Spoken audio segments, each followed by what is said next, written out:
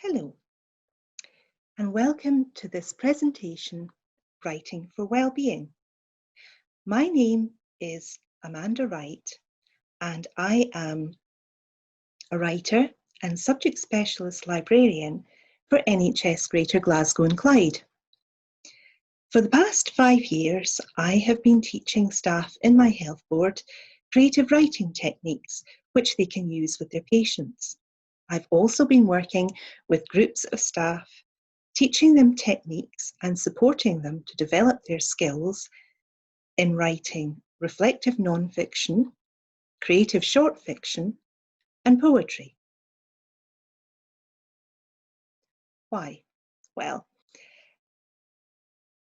writing is a strand of a larger activity which has commonly come to be known as bibliotherapy. Bibliotherapy is any activity which utilises language to allow people to explore and express creatively. The main strands of bibliotherapy are reading, writing, and storytelling. Okay, so that's what bibliotherapy is, but what's the value of it?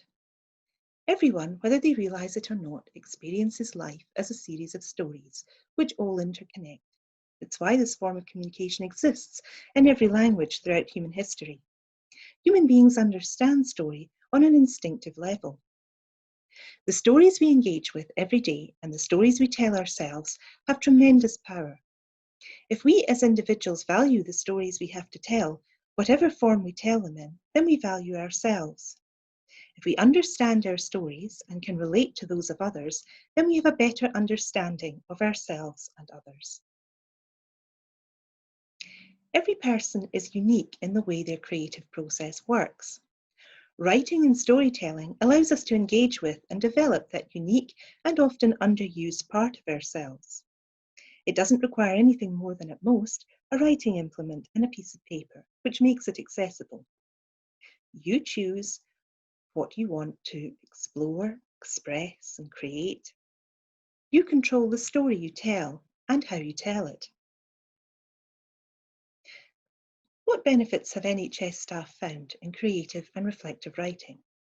From I'm not creative to I have a voice. I have a voice. This feedback from an occupational therapist encapsulates in a nutshell everything I ever hoped to achieve as a facilitator. When he started the sessions, he was convinced he wouldn't be any good at it, that he wasn't creative, that he couldn't write. However, his responses to the exercises were wonderfully creative, and with each exercise, he grew in confidence and became more energized. Writing allows us to go to a different place. It allows us to harness imagination to experience, to create something which is as unique to us as a fingerprint. And that's very empowering. The groups and remote sessions that I offer allow staff a safe place to explore through the framework of writing and to share, if they wish, painful experiences. These experiences, for example, have covered in poetry and in reflective non-fiction subjects such as family illness, difficult situations at work, and also painful childhood or teenage memories, as well as happier things as well that people wanted to share. Writing allowed group members to explore and release their feelings and thoughts and to create something from them that is valued and unique. Writing offers an escapism and a chance to play, something as adults we don't get the chance to do too often. Through character and dialogue work, writing enhances our ability to almost literally step into someone else's shoes or create new shoes for ourselves. I can't write because I can't spell. I'm not good at grammar. My handwriting is bad. Well, there are no gold stars or red pens here. All you have to be able to do is read your own handwriting. It's what you say that matters, not what it looks like. I have nothing to say. But trust me, the person has not been yet born who has nothing to say. The secret is to realize that no matter how similar you think you are to someone else, no one will be able to say what you do in the way that you say it, because no one will experience the exact same thing in the way that you experience it. I am tired, I'm feeling as creative as a soggy dish rag, I'm running against the clock constantly, I'm bombarded with the images and emotions of today, I'm staring at a blank page and it's just staring back. The two greatest enemies of writing are time and the blank page. Even professional writers get brain freeze looking at the blank page. Some people just never get past it. But the trick is to think of the blank page like a pressure valve. All you need to do is get down the first few words, the first sentence. The minute you start to put your first few words on the page, you turn the pressure valve just a little bit, and you release some of the stress, some of the pressure, some of the tension. The more words you get down on the page, the more that valve turns and the more it releases. Don't worry too much about what's going down on the page, just get it down. That's the important thing. I'd like to take a couple of techniques and introduce you to them, just quick ways of beating time and the blank page. So, first of all, take a sheet of blank paper and place your hand on it. Now, draw around your hand. On your thumb, write the name of an element: fire, water, earth, or air.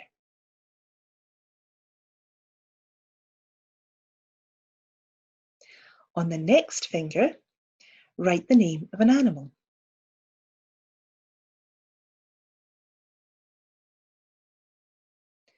On the next finger, write the name of a musical instrument.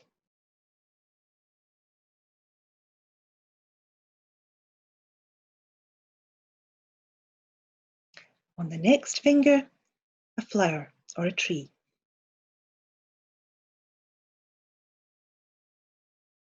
And on the last finger, a favourite food.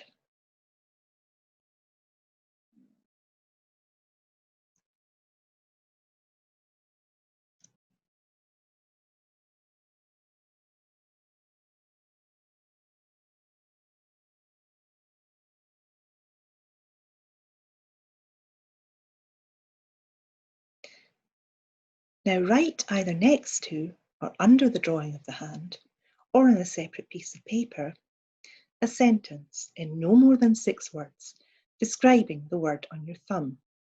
For example, fire, burning brightly.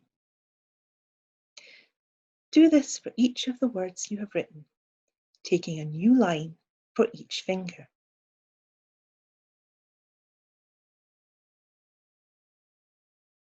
You should end up with 5 lines, each beginning with a word from the drawing on your hand. Now put the words I am in front of each line. Congratulations, you've just written a poem.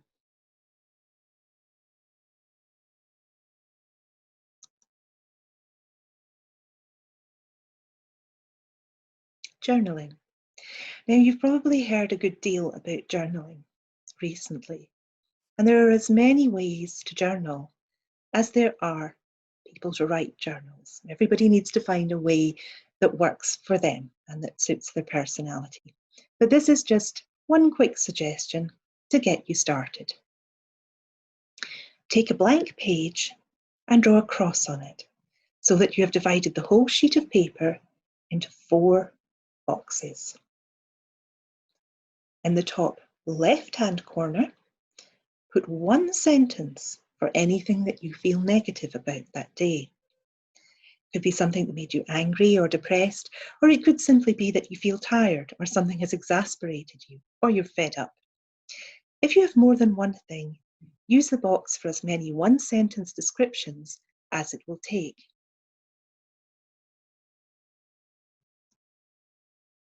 In the top right-hand box, write a sentence for something that made you feel good, something that made you smile. Doesn't matter how small it is. A day without rain lifts your spirits, get it down. If you fill the box next to it with sentences, try to populate this one too.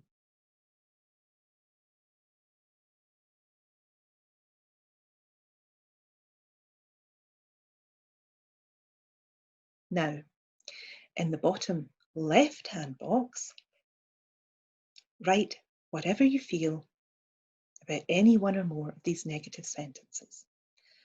How much you write will depend on how much time you have. If you're really pushed for time, just pick one of them and write, I feel whatever. I think whatever. And then a couple of sentences max on what, if anything, you can do about it. It might be something practical to change the situation. It might be self-care. It might be visualizing running over the source of your feelings with a steamroller. It doesn't matter. What's important is getting it out of you and onto the paper. In the box next to it, under the positive stuff again, if you're really strapped for time, I feel, I think. If you feel that the left-hand column is outweighing the right, then try also adding a couple of sentences about what you can do now to get some more of the positive stuff into the column, or what you would like to do in the future.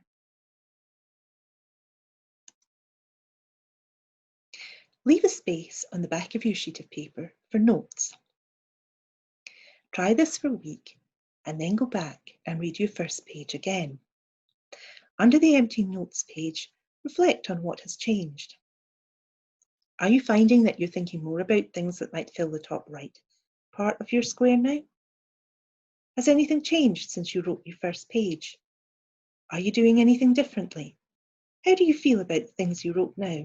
Any thoughts on them? Do the same for each page of your week.